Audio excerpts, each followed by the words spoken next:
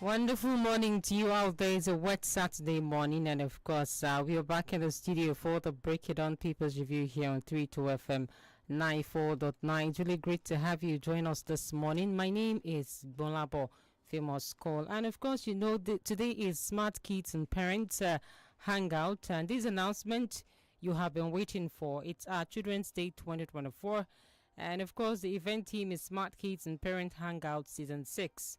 This year's sub-team, Spotlighting Talent, there's going to be a lot of side attractions. Of course, this is going to be at the Palms Mall, Ring Road, Ibadan. Today is today. And of course, tickets are still on sale. In case you still want to get the tickets, it's just for 3,000 naira only. And of course, there's going to be karaoke, there's going to be fun games, goodies, and thank God it's a Saturday. It's a time to chill out with your children and, of course, have the best of time. You've been working for Monday to Friday, and of course, this is the time to unwind, especially for those of us who have very hectic schedule.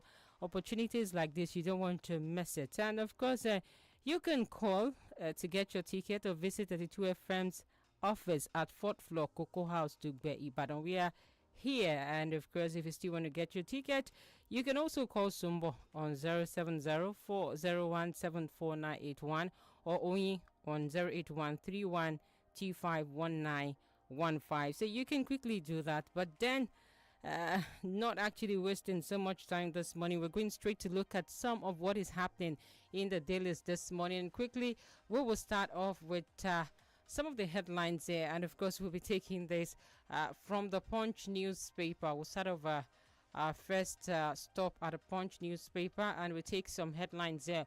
All right, some of the latest news here coming out of the Punch newspaper. We have this one. It says court orders interim forfeiture of $4.7 million.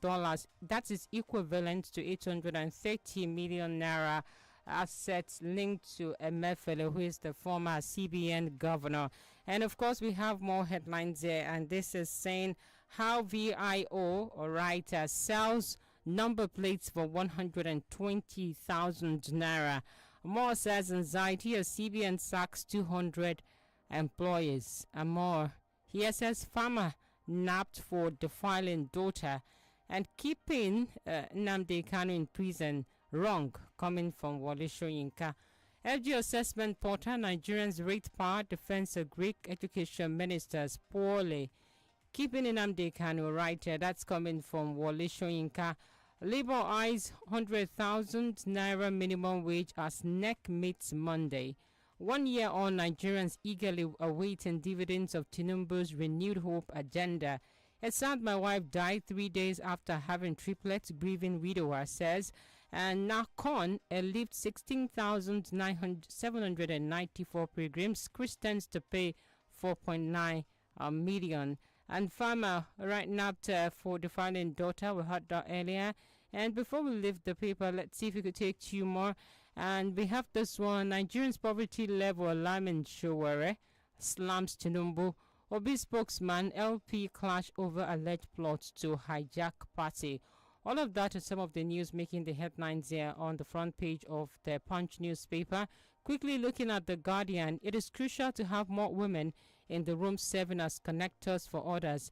And of course, this is coming from Florence San, is a business executive, project manager, and a strategy consultant. And let's take more here from The Guardian front page. We have troops neutralize 253, arrest 172 terrorists, and Kano Emirship stole. Sanusi returns to palace amid court injunction.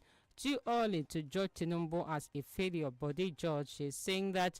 And of course, Nigeria's energy transition requires $10 billion yearly to achieve 2060 budget. That's coming from Vice President, that is Shetima. Tinubu's administration most influential on National Assembly affairs. Other paper comes up with that.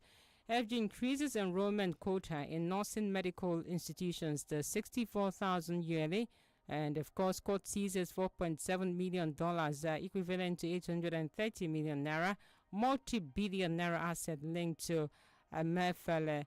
And of course, let's see from the Political. Okay, right. This one is from the sporting side of the Guardian newspaper. We have a manager, not a coach, for the Super Eagles, and Ademola Lookman, a boy from Woodward, brought glory to the goddess. All of that are making the headlines here on the Guardian this morning.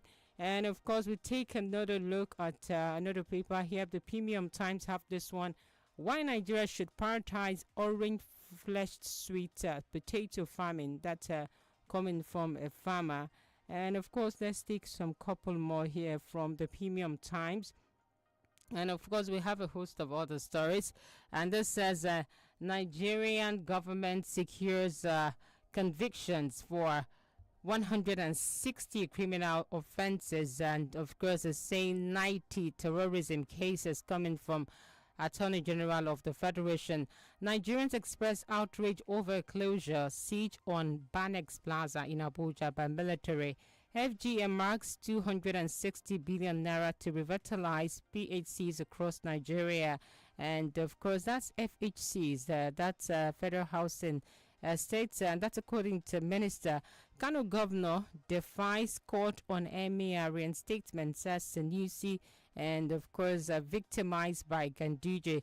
Tinubu secured $20 billion investment to revolutionize the agriculture economy, coming from the Vice President Shetima. A quick look at the Vanguard as well. We have Nigerian Islam Minister over comment on Tinubu's reforms, says government economic policies created more hunger. All right, and we also have more here on the front page of the Vanguard this morning. Nigerian Islam Minister. All right, that appears to be one headline I took now. Louisiana governor signs bill making abortion drugs control dangerous substances. Man pleads guilty to stealing 2 television sets from church. And of course, from the political side of the paper, Kano Emirate, I didn't give any directive on reinstatement of Sanusi, coming from Kwankwaso. Kano State not bound by court order seeking to stop reinstatement of Sanusi, coming from Governor Yusuf of Kano State. 2027, Peter Obi not fit to lead Nigeria. And of course, that appears to be coming from Wale Soyinka. And of course, from the Metro side, Jakpa, time management, food, dressing, other culture, shocks to understand before relocating to US, UK, Canada. And of course, here on the front page of the Tribune newspaper, we also take this one: exporting injunction from US, why NJC won't sanction Kano Judge. Official is coming up with that. And state houses of assembly support state police resource control devolution, coming from the Speaker of Oyo State House of Assembly, Ogundoyin.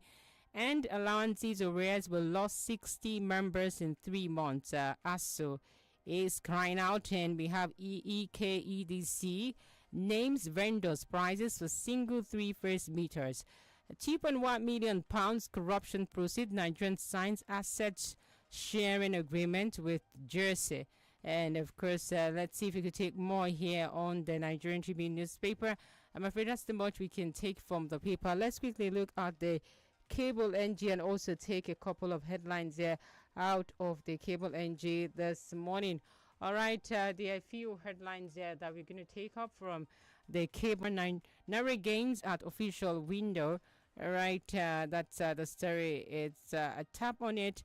Nigeria gains at official window, depreciates at parlor market. And we also have this one: federal government power generation now 5,000 megawatts, first time in 3 years. All right, Kwankwaso, I have no hand in Sanusi's reinstatement. I'll find out how it happened.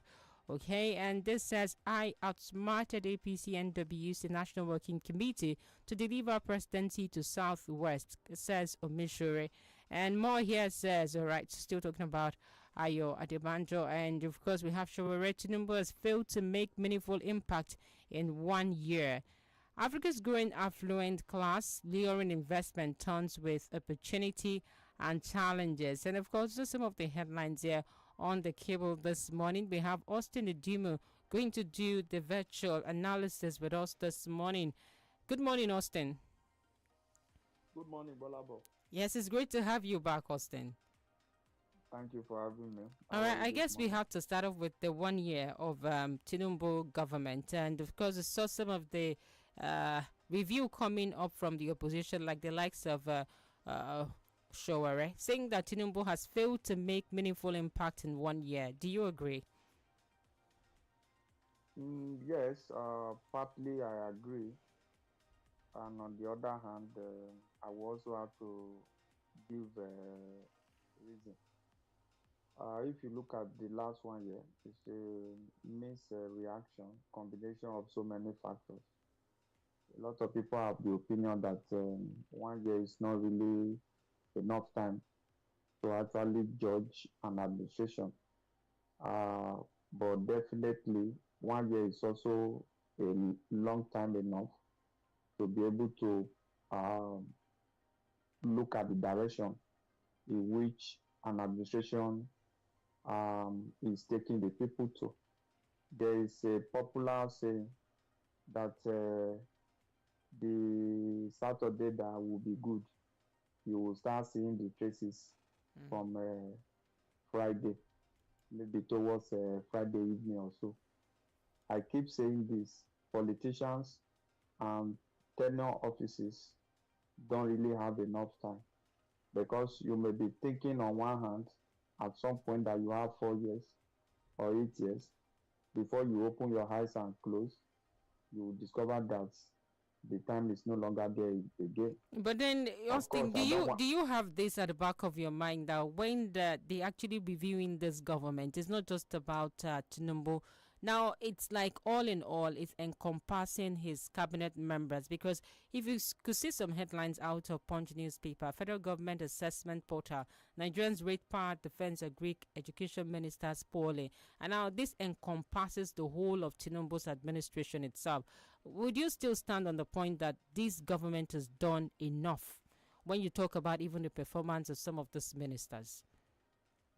Of course, if you have about 42 ministers and you have less than 10 Mm, who have achieved like 50%, can you say that is a pass mark?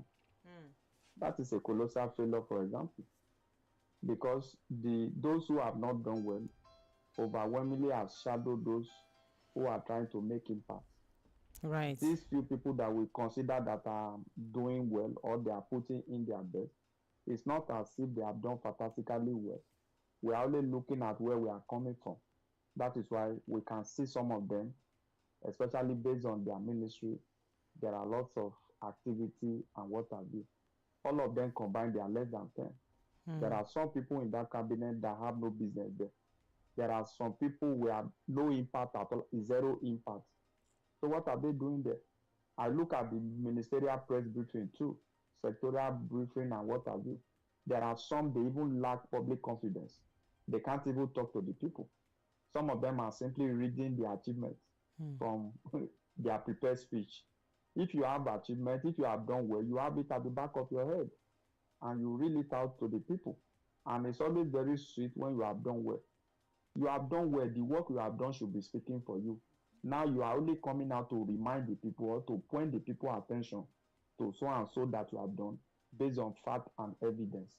But we have seen practically people who have not been able to show leadership in terms of capacity and performance. That is what we have seen. So 1 year is gone. It is not really rosy. That's just the truth.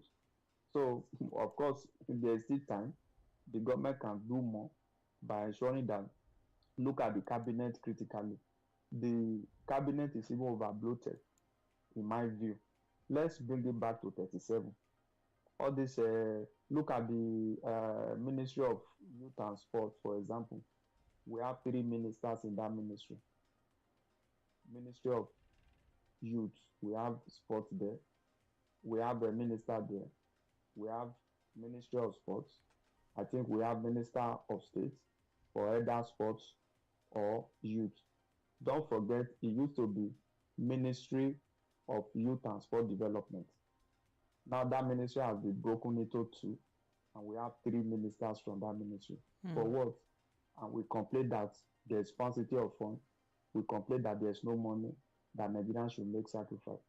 In my view, the government has not demonstrated enough capacity in the area of fiscal discipline. The government still run business as usual. They don't do business as if we lack money or we no longer make money as we used to make. So there's still opportunity. All hope is not lost. Let's hope that in the next 1 year, the government will be able to make appreciable impact. Of course, we all agree that one way or the other, the roof that is broken down over the years cannot be fixed within 24 hours. But like I said earlier, by now we should be having pointers, pointers of where we are going to, where we were before, where we are now, and where you intend to take us to. Let there be key achievements in critical sector of the economy. And if people that have been appointed are not giving results, let the president not hesitate. Because whether he likes it or not, some of the things that is happening now will also come to fall in the next cycle of our election. So the president should make it while the sun shines. I think I love one thing, that there is this sectorial and ministerial briefing. Of course, before now, it rarely happens that you have a situation where minister will practically be called to account. So it's a good one that a benchmark, a template has been put in place. But we must walk the talk. We must ensure that we find capacity, we find competence from anywhere in the country to deliver on key mandates of the government. These are these delivery of the dividends of democracy to the people of Nigeria. All right, Austin, let's look at this one. Court orders interim forfeiture of $4.7 million. That's equivalent to 830 million naira asset linked to Emefiele. Now, how can one man be this rich? And this is just Emefiele, almost holding what appears to be an asset of even what a state should have. And now you have all of this brought to the bear.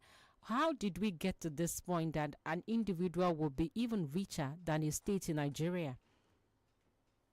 Yes, that is a man's inhumanity to man. What is meant for the common man will be siphoned or directed by a few privileged people who find their way in government. The essence of governance should be to serve, not what you can get for yourself. It is quite unfortunate that we find ourselves in this situation. Look at so much that amount of money. Can the Emefiele first, second, third generation be able to exhaust that money? You know, it gets to a barbaric level in Nigeria where people even steal the money they cannot spend. How do you think one man can spend that money? Look at some of these assets that we are talking about. You see, Nigeria is the only country where you see people in government have properties that they don't know their location. They acquire those properties by project. Some of them, they cannot even be there in their entire lifetime. So it's so sad that what should have been used to better the loss of the people, improve our economy, a lot of people steal to the future of the country. So what that implies is that some people have made up their mind that Nigeria will not be better. Because if you steal that much, you are indirectly saying the country will not be better. Because if you have hope in the country, you will not be able to steal that much. So what that also means is that you are stealing on behalf of the unborn generation, maybe the second, third generation. You are trying to steal on their behalf. So it is barbaric. Whatever the court can do to make us recover this money and some of these assets, let the government not allow them to be relooted, because we have seen cases of forfeiture in the past that are being sold at a meager amount to cronies of people that are in government. Some people in government, they even buy them by proxy. You know, in 2012, 2013, 𝐂𝐏𝐿𝐴 raised the alarm of the Abacha loot, that as the loot is being recovered, it was being relooted by government officials. And exactly that was what happened. So government must account for all this forfeiture that we are getting from Emefiele. I don't think it is anything bad if we tie specific projects to some of these forfeiture. Not a situation where you recover it from one man and those in government, they will sit on it. No. Divert it to deliver dividends of democracy to the people. All right, Austin, let's go to Kano State. And there have been a number of what appears to be back and forth between Kwankwaso, the people loyal to Ganduje of APC, And of course, you have instances of Governor Yusuf too appearing in all of these controversies itself. But it appears somehow it has been laid to rest somehow since Sanusi Lamido has been sworn in. But now you have Kwankwaso on the headline saying, I have no hands in Sanusi's reinstatement. I'll find out how it happened. Now, are we looking at a power play here? Because we could still remember what Governor Yusuf said yesterday, that you can't give an injunction and say that this coronation or this reinstatement should not go ahead by a court judge who is away in America giving such kind of pronouncement, and he is saying, I'm going to report you to the Governors Forum for making such pronouncement. It's against the law of fair justice. And now, what do we say is going on here in Kano State? Is this a power play? Because some people still protested at the villa yesterday, saying that Tinubu should intervene, that the kind of force and power Governor Kabi Yusuf is using in Kano State would destabilize things. What do you think? Yes, it's pure and applied politics. What is playing out in Kano State? We all know how it started. This is the second time Sanusi will be coronated through politics. And it was one time also dethroned through politics too. So it is politics. Let me start with the court order. I have said the time without number. This ex parte order, ex parte injunction, we should look for a way to address it in our law. In the last meeting of the NJC, some judges were punished because of frivolous ex parte order. When Governor Yusuf is saying that he ought not to be so, now it can be so, because what it means is that a party just approached the court will give a kind of order before the determination of the matter. We must find a way to deal with that. But the governor is saying that I will report him or what? Are you reporting the judge because the order was a frivolous order? That is point one. Or you are reporting him because he was far away in the United States. The activity of the court are somehow be digitalized in such a way that you can hear cases virtually. I think Kano Tribunal or Appeal Court, I can't remember vividly, one of the northern states, the judgment was heard virtually. I don't know. If I record before the end of the program, I will let you know. Okay. One of the cases in the north, the cases were heard virtually. So that's the level our court has gotten to. So the judge, the case came to his court, so he can make the pronouncement from anywhere by that act of digitalization of the court process. The governor of Kano cannot obey this law because when Sanusi was dethroned, some people also went to the court. Court gave order, and Ganduje refused to obey the order. So that's the way it has always been. My problem and my greatest worry is the polarization and the balkanization of the Kano Emirate, because we have merely reduced the Kano Emirate to a tenure office, like for 4 years. Kwankwaso installed Sanusi, Ganduje dethroning. Ganduje installed Aminu Ado Bayero, Abba Yusuf dethroning.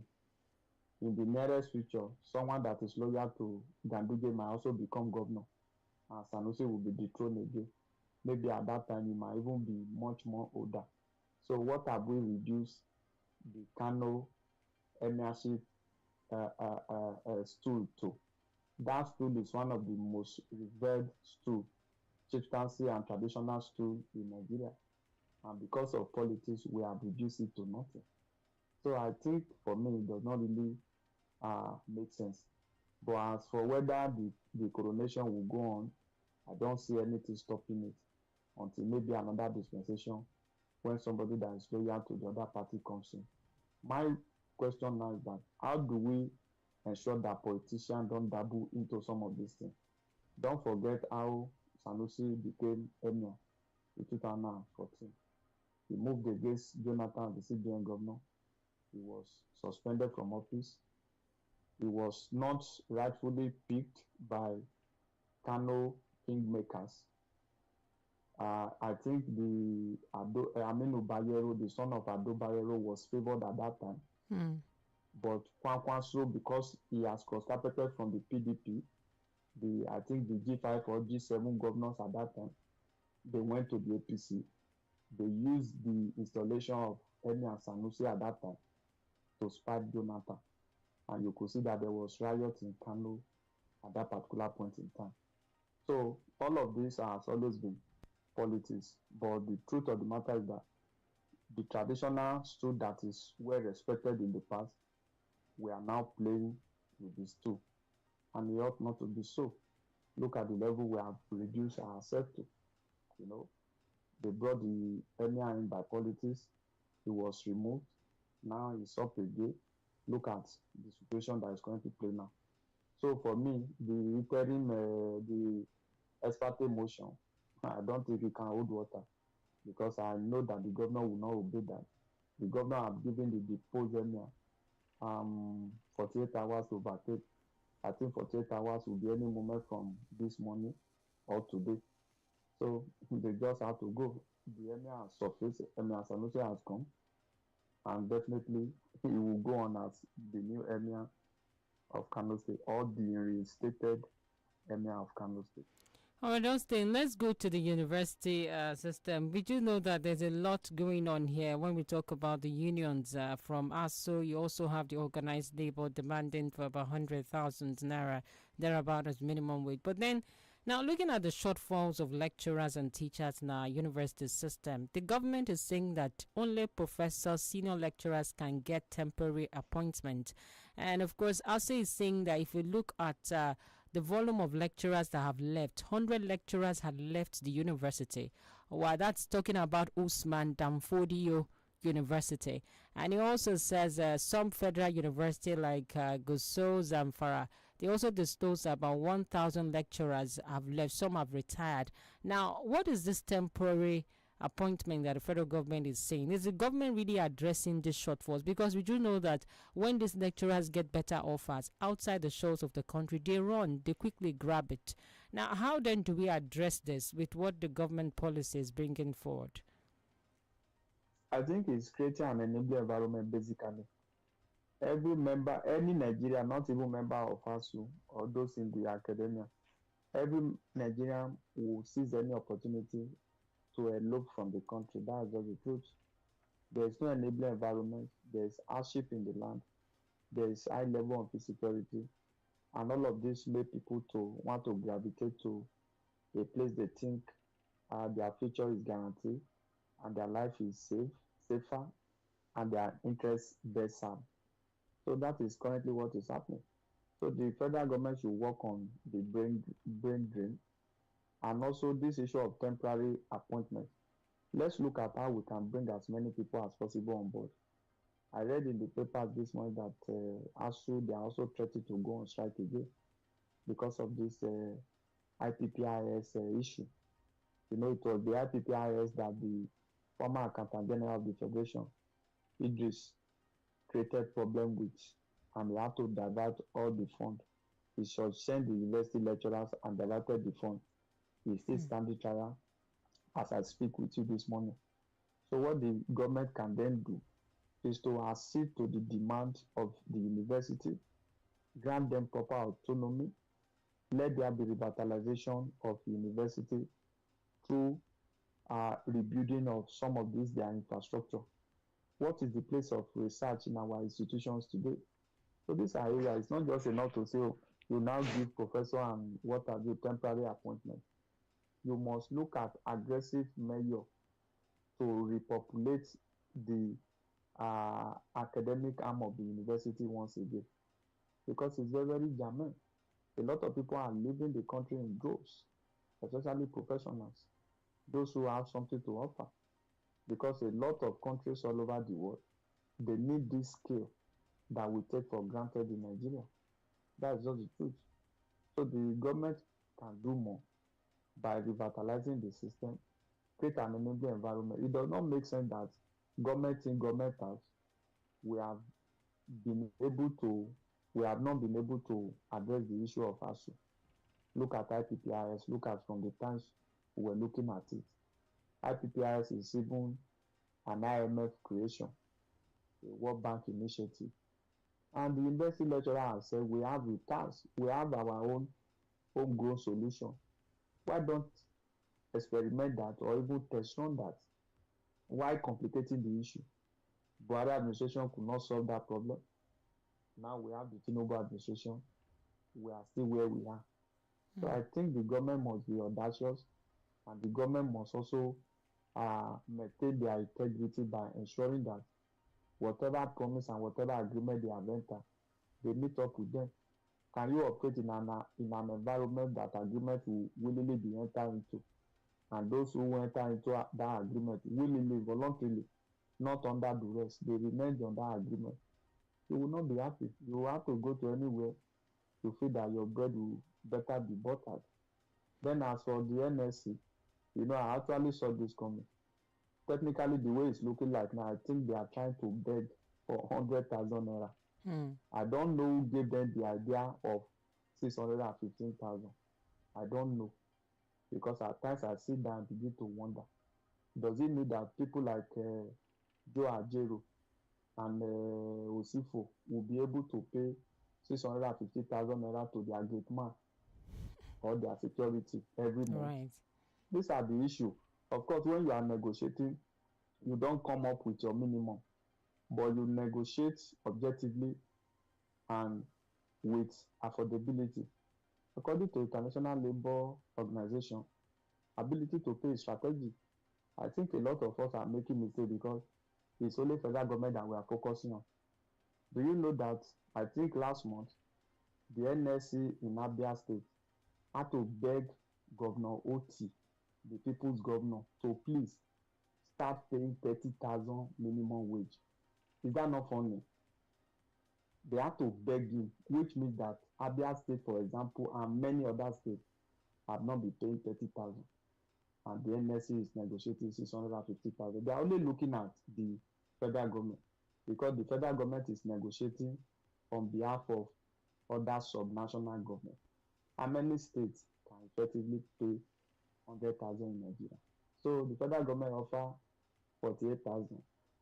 When they went back and forth, I think they added 6,000, 54,000, very ridiculous. Now they are talking about 100,000. For me, I predicted that before, that between 90,000 and 140,000, if the government can do that. But the fear is that will some state be able to pay? I know some people will call this money and say, no, the government should be able to pay anything. The government should be able to pay anything. It's very easy to enter into an agreement. It's the sustainability that matters. How do we continue to sustain it? My own view is that since earnings to state government have increased by 3 times 3, allocation and earning has tripled. So we can triple 30,000, for example, 90, 120, 140.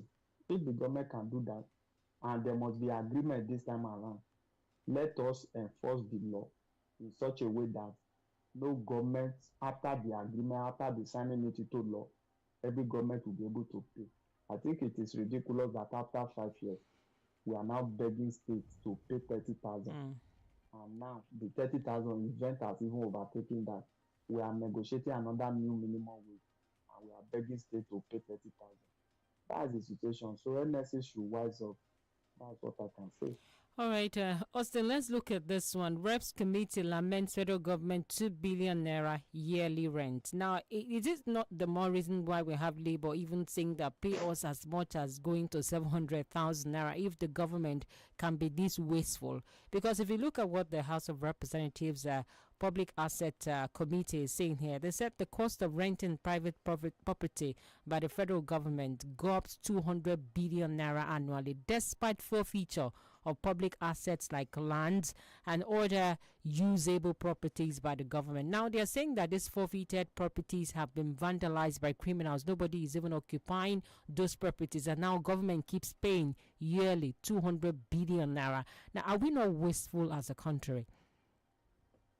We are very wasteful. We are a prodigal in nature. That is just the truth. That was the issue that happened between FAN and the minister when they were trying to move some their operational offices from Abuja to Lagos. They have a structure in Lagos. that they refused to occupy, and they went to Abuja to be paying rent. Does that make any economic sense? So a lot of government agencies. In short, there was a time in the history of Nigeria that we had a group managing director of NNPC who stayed in the hotel for 4 years. He was staying in the hotel for 4 years. There was a time the federal government was renting vessel, Nimasa was renting vessel for millions of naira per day. Is that not crazy? That is crazy. It's quite appalling. I don't know what we think. I don't know where we come from, honestly. I don't know the type of human being we are as Nigerians. You know, things that we could not do as individuals, things that if we have our businesses, we cannot do. When we get into government, we continue to encourage them. We are fueling consumption. I talked about fiscal discipline the other time. These are areas this government needs to harness to be able to deliver good governance to the people. You pay billions of money. I just told you the issue of FAN now, Federal Airport Authority. They had to move. Majority of their operations are in Lagos. 3 or 4 years ago, Ade Sirika, the then Minister of Aviation, moved them from Lagos to Abuja. Nobody talked that time. When this government came out, the minister is saying that, oh, these operational services should go back to Lagos.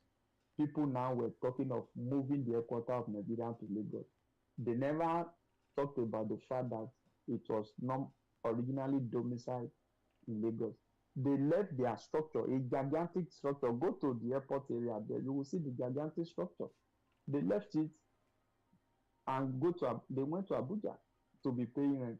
We have offices like that, federal secretariat in states all over the federation. Some do not have permanent structure and they pay every rent for these agencies of government.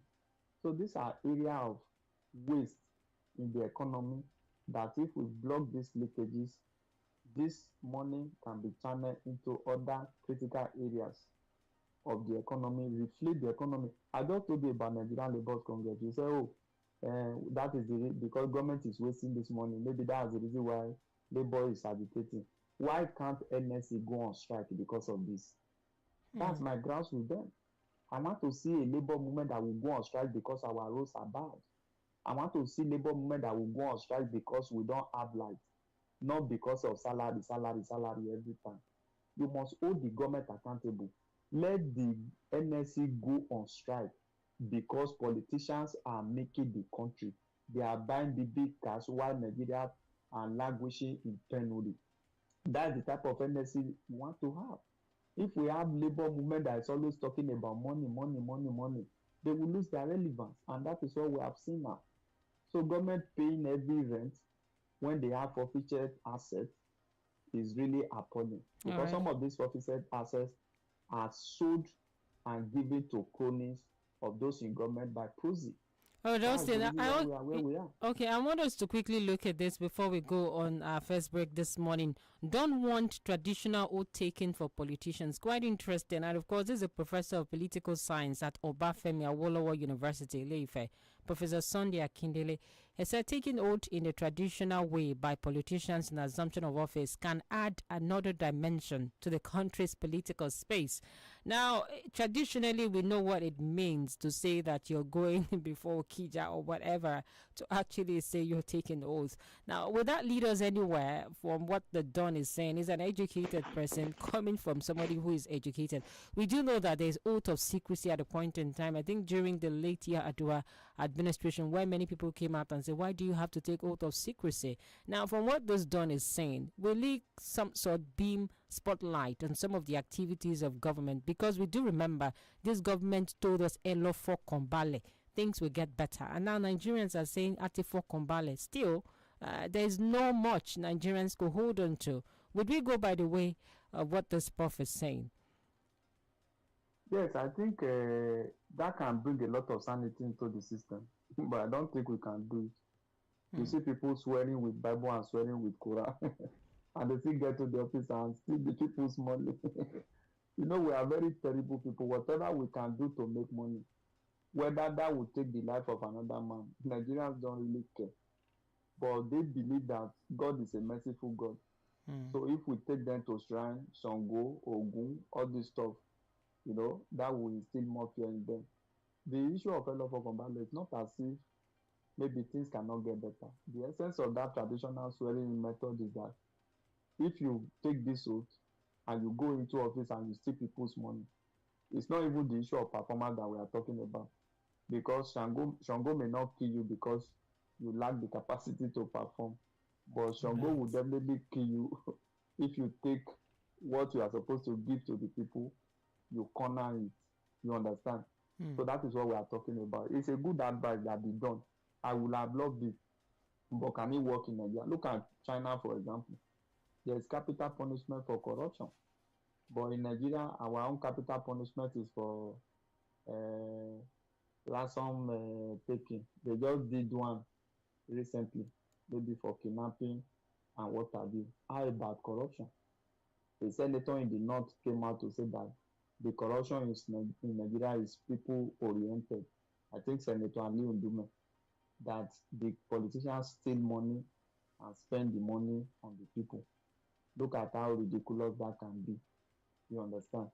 So we must advance to a level where we put measures in place that will make act of corruption very difficult, because it is really capital intensive to prosecute corrupt cases in Nigeria, because corruption had a way of fighting back.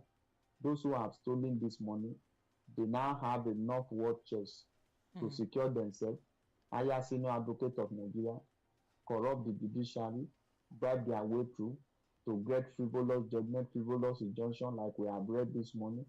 So they have a lot of money, but we can build and strengthen our institution in such a way that we have an institution that can checkmate Mr. President. Look at other countries. Nobody is above the law.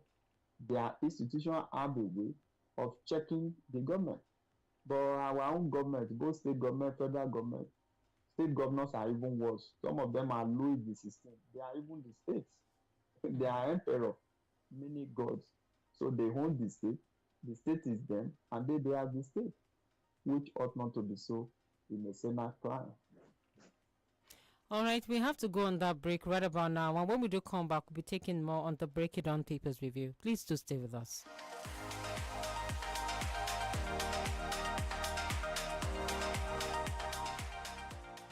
You're listening to 32 FM 94.9.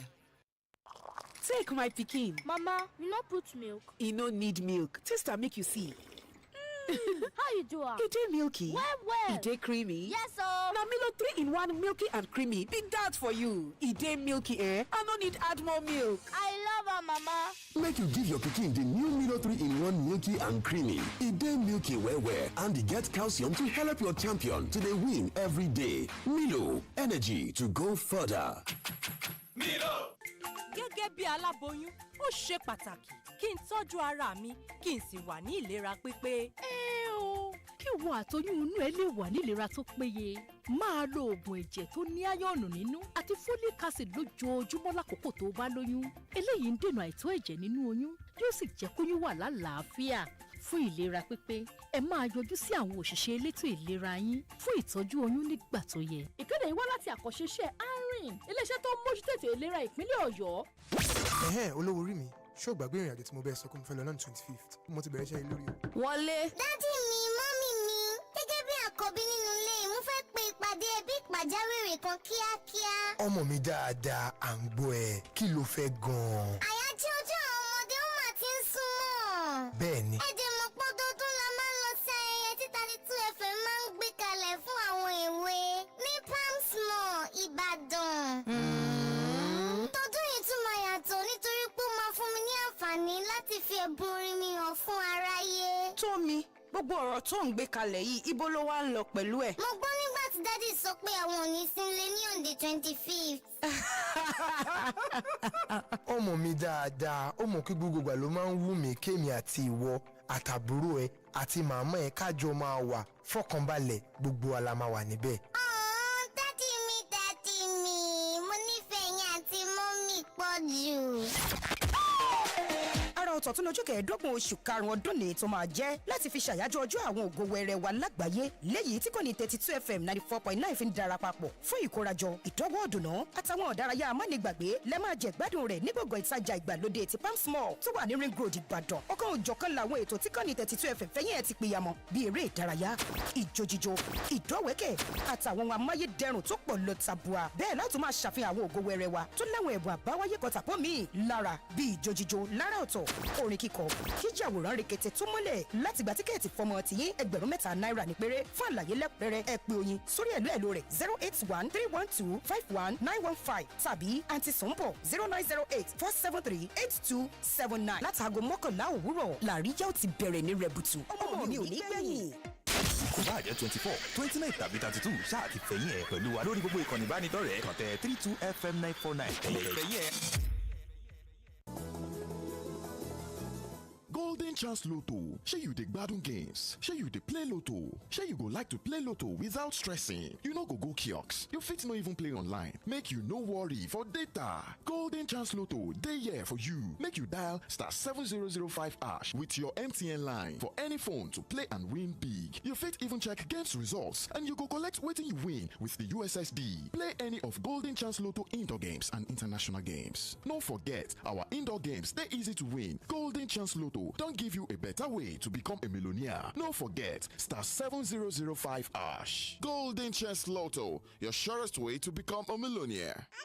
ọmọ mi ti pọ̀ṣù mẹ́fà ẹ bá mi dúpẹ́ oṣù mẹ́fà ẹ bá mi dúpẹ́. ó ti yẹ pọ̀ṣù mẹ́fà nìyẹn. ọmọ ò máa ń pẹ́ dàgbà o. báyìí o ọmọ rẹ ti wá nílò ju omi ọyàn nìkan lọ o. àkókò ti tó láti máa fún un ní oúnjẹ fífọ́ ní àfikún sí ọyàn. rí i dájú pé àwọn oúnjẹ ọmọ rẹ ní ó kéré tán ọ̀kan lára àwọn oúnjẹ àfọ́pọ̀ márùn-ún wọ̀nyí: ẹyin, ẹja tàbí ẹran, èso àti ewébẹ̀, epo tàbí òróró, ẹ̀wà, ẹ̀pà tàbí sóyà, ìrẹsì, ọ̀dùnkún, àgbàdo tàbí iṣu. ọmọ rẹ bẹ̀rẹ̀ láti oṣù mẹ́fà nílò omi ọyàn àtàwọn oúnjẹ wọ̀nyí fún ìdàgbàsókè àti ìlera. máa fún wọn lọ́yàn títí yóò fi pé ọmọ ọdún 2 àti jù bẹ́ẹ̀ lọ. ìkéde yìí wá láti àkànṣeṣẹ́ INT'L, iléeṣẹ́ tó ń mójútó ètò ìlera ìpínlẹ̀ Ọ̀yọ́. olówó orí mi ṣó gbàgbé ìrìn àjò tí mo bẹ́ẹ̀ sọ pé mo fẹ́ lọ náà ní 25th mo ti bẹ̀rẹ̀ iṣẹ́ lórí o. wọlé. dádì mi mọ́mì mi gẹ́gẹ́ bí àkọ́bí nínú ilé mo fẹ́ pe ìpàdé ẹbí pàjáwìrì kan kíákíá. ọmọ mi dáadáa à ń gbọ́ ẹ kí ló fẹ́ gan-an. àyájọ́ ọjọ́ àwọn ọmọdé ó mà ti ń súnmọ́. bẹ́ẹ̀ ni. ẹ̀jẹ̀ mọ̀ pọ́ dọ́dún la máa ń lọ sí ayẹyẹ tí 32 FM máa ń gbé kalẹ̀ fún àwọn èwe ní Palms Mall Ìbàdàn. tọdún yìí tún máa yàtọ̀ nítorí pé ó máa fún mi ní àǹfààní láti fi ẹ̀bùn orin mi hàn fún aráyé. Tómi, gbogbo ọ̀rọ̀ tó ń gbé kalẹ̀ yìí ibo ló wá ń lọ pẹ̀lú ẹ̀. mo gbọ́ nígbà tí dádì sọ pé àwọn ò ní sílé ní on the 25th. ọmọ mi dáadáa ó mọ̀ kí gbogbo ìgbà ló máa ń wù mí kémi àti ìwọ àtàbúrò ẹ àti màmá ẹ kájọ máa wà fọkànbalẹ̀ gbogbo wa la máa wà níbẹ̀. dádì mi mo nífẹ̀ẹ́ yín àti mọ́mì pọ̀ jù. ara ọ̀tọ̀ tún lọ́jọ́ kẹẹ̀ẹ́dọ́gbọ̀n oṣù karùn-ún ọdún ní tó máa jẹ́ láti fi ṣàyájọ́ ọjọ́ àwọn ògo wẹrẹ wa lágbàáyé léyìí tí kò ní 32 FM 94.9 fi ń darapapọ̀ fún ìkórajọ ìdọ́wọ́ ọ̀dùnnà àtàwọn ọ̀dárayá amánigbàgbé lẹ́ máa jẹ gbádùn rẹ̀ ní gbọ̀ngàn ìtajà ìgbàlódé ti Palms Mall tó wà ní Ring Road Ìbàdàn. ọ̀kan òjọ̀kan làwọn ètò tí kò ní 32 FM fẹ́yìn ẹ̀ ti pìyàmọ̀ bíi eré ìdárayá ìjójíjó ìdọ́wẹ́kẹ̀ àtàwọn ohun amáyédẹrùn tó pọ̀ lọ tàbùà. bẹ́ẹ̀ láti máa ṣàfihàn àwọn ògo wẹrẹ wa tó láwọn ẹ̀bùn àbáwáyé kan tàpọ̀ míì lára bíi ìjójíjó lára ọ̀tọ̀ orin kíkọ jíjà àwòrán rekete tó mọ́lẹ̀ láti gba tíkẹ́ẹ̀tì fọmọ tìyín ₹3,000 ní péré. fún àlàyé lẹ́kùnrẹ́rẹ́ ẹ pè oyin sórí ẹ̀lọ́ rẹ̀ 08131251915 tàbí àǹtí Sùnbọ̀ 0908-473-8279. látàgò 11 òwúrọ̀ làríyá ó ti bẹ̀rẹ̀ ní rẹ̀bùtù. ọmọ mi ò ní gbẹ̀yìn. Feel better about your life. 32 FM 94.9. All right, you're welcome back. It's still on to Break It On Papers Review. And of course, it's right about time to open the phone lines and also take your comments on our socials, 32 FM 949 Ibadan. Good morning. What's the name and where are you calling us Hello, from? good morning. John Laraju calling from Madu. All right, please go ahead, John. On the issue of the year of Mr. President, as people in government and some people saying that 1 year is too small to be judging as administration. To me, if 1 year is too small, why is 1 year is not small for Mr. President to remove the subsidy. Why is 1 year is not small for Mr. President to increase the interest capital, and all those things that affected the economy in the country. I think, to me, that one I do not agree. Nobody saying that Mr. President should change everything in 1 year. But the point is that at least if you spend this month there, let the people see that, okay, this is a sign that everything is going to be okay. But there is no any sign. Instead of signing for the people to see that, oh, tomorrow is going to good, we are saying that we don't even have the hope of tomorrow, talk less of hope of 2027. That's for that one. And for the swearing of the Shango or Ogun or whatever, to me, I say people are confusing here. They don't understand. Even if you use the Bible or Quran, look, the point is that people are not using Quran. People are not using Bible to swear. We will just tell them to lay their hand on the Bible, lay your hand on the Quran. So they not use it to swear. They use the Constitution. If you want to use the Bible or Quran to swear, just say that if you embezzle public funds, let every cause in the Bible, let every cause in Quran come upon you. Then we will know that you use Quran or Bible swear. But just to say, lay your hand upon it or hold it, that is not the swear. Thank you, good morning. All right, thank you so much. I don't know how we got to this point, but really it sounds quite amusing. All right, the numbers again are 070-55,949 or 080-97,949. Hello, good morning. Hello, good morning. Good morning. Good morning, Mr. Austin. I want to appraise Mr. Austin this morning. To him who knows how to steer the boat, he sure knows best how to make way the extreme listeners have adequate knowledge of lingering issues affecting the country and bringing out diverse solutions. He is eloquent, highly intelligent. I give it to you, Mr. Austin. Now, on the issue of the minimum wage. Hello, can you hear me? Hold on, Claire, I can hear you. Please go ahead. All right. On the issue of the minimum wage, you see, it is the government that should cut costs of governance, and it is the government that should cut costs of governance first and foremost. A minute, fortunate, few opportune politicians, those lawmakers, both Senate and reps, who are numbering about just 774. They are the ones collecting huge and lump sum of salary and emolument amounting to billions of naira annually. Remember, Nigeria is not a producing country, as most people will tell you. They have fleet of SUVs being serviced by Nigerian taxpayers' money, fueling and all sorts, including wardrobe allowance and sitting allowance. These are our ministers who are just portraying in numbers. These are our governors who spend millions of naira on feeding monthly. We discussed that some 3 months ago. Now, Labour are clamoring the workforce, the engine room of the country, from which the government have their money. Because if Labour should go on strike for a week, you know how the government how much money government are going to lose. So I think it is a fight to win. Though the 415,000 naira is too much on the higher side, but just like what Mr. Austin preempts, that maybe 100 and 140 or 150, that's still okay. And they should ensure that all state governors that are able to pay any state governor who could not pay the tax money should be impeached. All right, we have to go. Our time is actually fast spent. Olaruwaju Yekin Mutiu on Facebook says, good morning, GBOLABO and Mr. Austin. I'm still in full support of suggestion of the OAU Professor of Political Science. If we can adopt that as a policy for newly elected political office holders, it will reset our politics in Nigeria. I'm afraid that's the much we can take this morning. We have a lot of bills to pay. I must say a big thank you to Austin Udume for doing the analysis with us this morning. And to those who are calling and those still calling, we say a big thank you. And also in our social media comments, we also say a big thank you to a number of the comments, to Katie and a number of them who have dropped their comments. We can't take everything. All right, that's the much we can take on the Break It On Papers Review this morning. Join us next for Baba Fendo. My name is GBOLABO, Famous School. Bye for now.